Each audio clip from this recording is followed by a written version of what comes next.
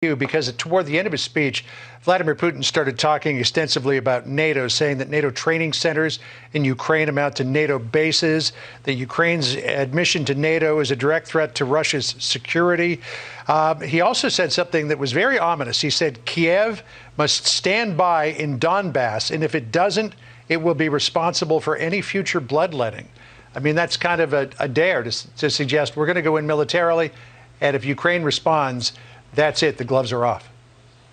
Well, and I think what's really ominous about Putin's speech is not just what it portends for Ukraine's future, but, some of the language that he used is to a number of former Soviet republics. And I think at this hour, you can feel the reverberations across Eastern Europe and Western Europe, where there is a lot of concern.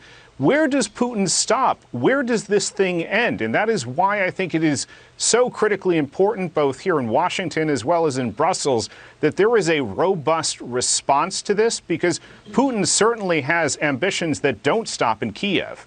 Dan, I want to get your response to the president of the European Commission just putting out a statement saying the recognition of the two separatist territories in Ukraine is a blatant violation of international law, the territorial integrity of Ukraine, and the Minsk agreements. The EU and its partners will react with unity, firmness, and with determination in solidarity with Ukraine. Your response? Well, all of those statements are fine, but they weren't enough to prevent Vladimir Putin from taking this action. And really, the leverage that we have, that is military assistance to Ukraine and the sanctions, we were practicing deterrence essentially by punishment, and that has not succeeded in deterring Vladimir Putin from recognizing the independence of this breakaway region of Ukraine. Putin is using language reminiscent of Hitler's justification for taking the Sudetenland from Czechoslovakia, ostensibly defending the rights of Russian citizens. And that's got to concern our NATO allies, especially the Baltics, who have sizable Russian-speaking populations. Putin could certainly use the same logic to target them as well. I just don't see us having the leverage right now to change the situation on the ground much. This is looking very much like a fait accompli where Vladimir Putin can do as he wishes. General Keane, speak to what Dan just said there and what Brett said as well, that they expect that Putin may not stop at Kiev. I mean, if he were to go after Latvia, Lithuania, Estonia, try to bring them back into the old Soviet fold, as well as Poland, Romania, Hungary, Moldova, I mean, he doesn't have the weaponry, does he, to do that? Well, I mean, if you just take a look at what he's massed on the Ukrainian border, 170, 190,000 troops. If he massed that on any one of NATO countries that are on his border, Poland, the Baltics, there's no match for that there now.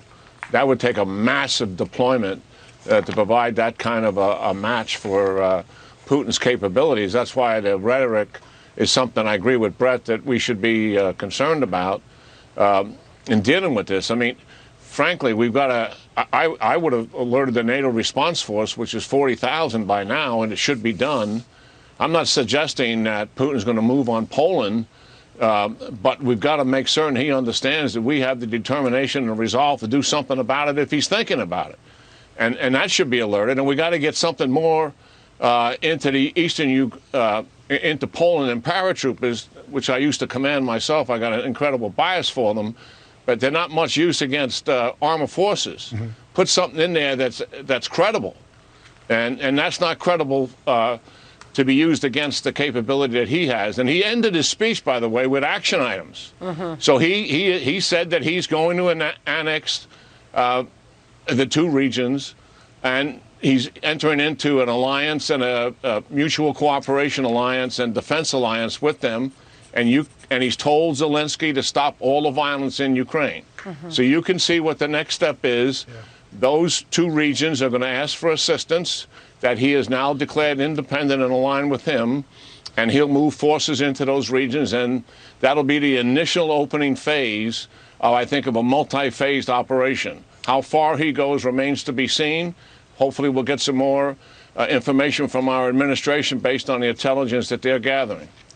We have not seen an actual reaction from the White House yet, but we did just hear from Vladimir Zelensky, just put out a statement saying that the events of the last couple of hours were discussed with the President Biden, here in the U.S. We begin the meeting of the National Security and Defense Council. A conversation with Boris Johnson is also planned.